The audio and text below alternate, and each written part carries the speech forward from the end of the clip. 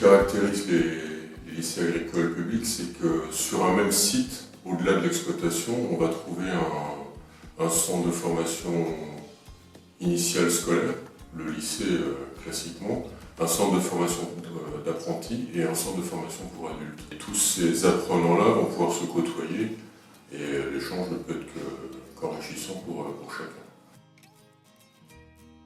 Ce qu'on cherche à faire aujourd'hui avec les équipes pédagogiques des établissements, c'est d'amener les jeunes à découvrir toute cette complexité autour de la stratégie d'entreprise, de la multiperformance, de l'agroécologie, au travers des exploitations. Puisque l'exploitation est toute proche du lycée, c'est l'occasion de descendre avec les élèves lorsqu'on le souhaite, dès qu'on a une plage de 2 heures, pour pouvoir réaliser des travaux pratiques, pour pouvoir appliquer ce qu'on a pu voir en théorie pendant les séances d'enseignement. C'est aussi l'occasion de leur montrer d'autres pratiques que celles qu'ils ont l'occasion de voir chez les maîtres de stage ou chez eux. Et en zootechnie, les jeunes peuvent manipuler aussi les animaux en toute sécurité avant d'aller réaliser leur période de stage, ce qui permet déjà de leur donner les bons gestes, les bonnes postures. C'est bien d'avoir une exploitation sur le site du lycée parce que ça nous permet, nous en cours, comme on est en bac pro, on a quelques heures dédiées à la pratique. Donc on va manipuler, on fait du bouclage d'agneaux, de veaux, on fait la pesée, on fait des choses qu'on n'aurait pas forcément la chance de faire chez nous. Ouais. La théorie c'est bien pour comprendre, mais la pratique c'est mieux pour apprendre. Ouais, c'est ça, tout à fait.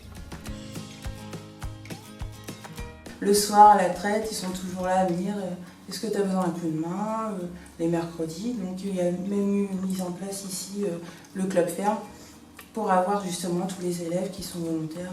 Là on voit du monde en permanence, donc c'est ça qui est sympa aussi, quoi. Les élèves nous apprennent pas mal de trucs, hein. Ça marche dans les deux sens. Hein. On leur apprend certaines choses, mais eux nous disent nous chez nous on fait plutôt comme ça, donc des fois pourquoi pas, quoi, on va essayer aussi.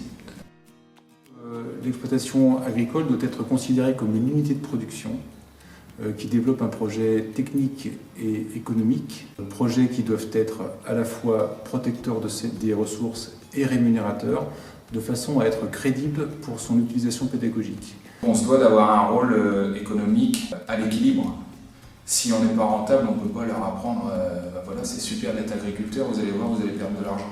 Donc on se doit d'être à la fois pédagogique, d'avoir ce rôle pédagogique, mais à la fois la rentabilité de l'exploitation. À ces conditions, l'exploitation agricole permet aux centres de formation qui l'utilisent de former les professionnels d'aujourd'hui et de demain, de proposer une pédagogie appliquée pour les disciplines générales et de participer à l'animation de son territoire. Ça permet de montrer aux étudiants que l'on peut effectivement avec des fermes somme toute classiques qui ressemblent à ce qu'on peut trouver sur le territoire, monter des filières locales avec des valorisations des produits agricoles localement avec des entreprises locales.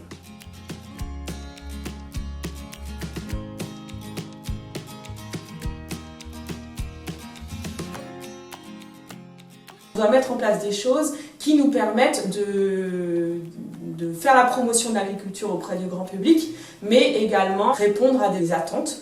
Donc, par exemple, les attentes du public, c'est de venir parfois acheter des produits fermiers. Donc, c'est pour ça que nous, on a notre association, le Cabas du Coin. On est une association de producteurs. Tous les vendredis, on a une obligation d'avoir un producteur avec nous, ce qui permet vraiment de tisser des liens entre les clients et les producteurs et de faire une vente directe. La dernière mission qui est importante, c'est la mission d'expérimentation et d'innovation. Et donc on se doit de proposer des innovations, de travailler avec des partenaires professionnels pour tester des nouvelles technologies ou alors des nouvelles techniques culturelles, ce type de choses. La région Normandie finance les fermes des lycées agricoles comme toute autre exploitation agricole, comme un agriculteur lambda, sauf pour quelques matériels qui sont vraiment spécifiques, technologiques, ou du matériel vraiment très pédagogique sur les fermes. Et nous finançons aussi dans le même cadre les fermes expérimentales, comme les fermes de la Blanche-Maison à Saint-Lô. En tant que ferme expérimentale de Normandie, les attentes, c'est de pouvoir avoir des partenariats forts avec les exploitations des lycées agricoles de Normandie et même plus large, puisque chacun de ces lycées agricoles et de ces fermes des lycées agricoles ont des missions et des rôles en expérimentation, en diffusion vers ces futurs agriculteurs au conseil agricole, vers les élèves.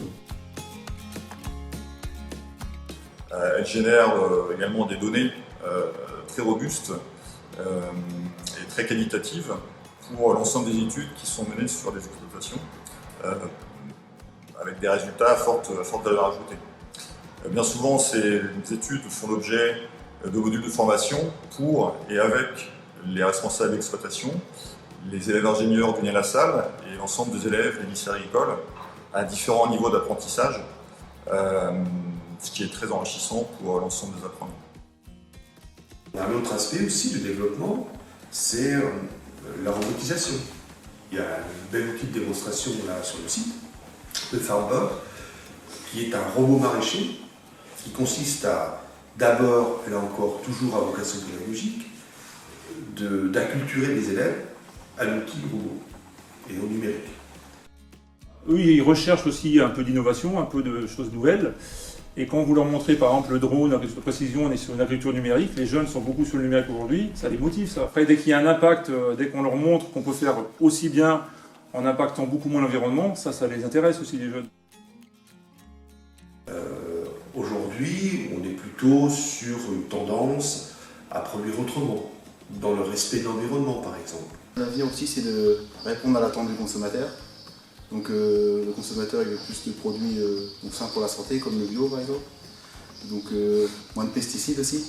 Donc je pense que l'agriculture, de toute façon, même ça va vers moins de pesticides et donc plus de systèmes extensifs, des vaches à la pâture, en prenant soin de l'environnement.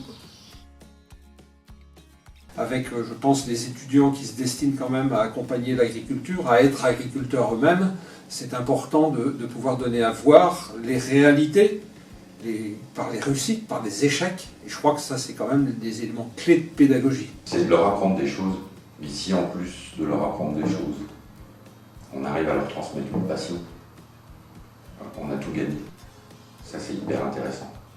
C'est le but de notre métier.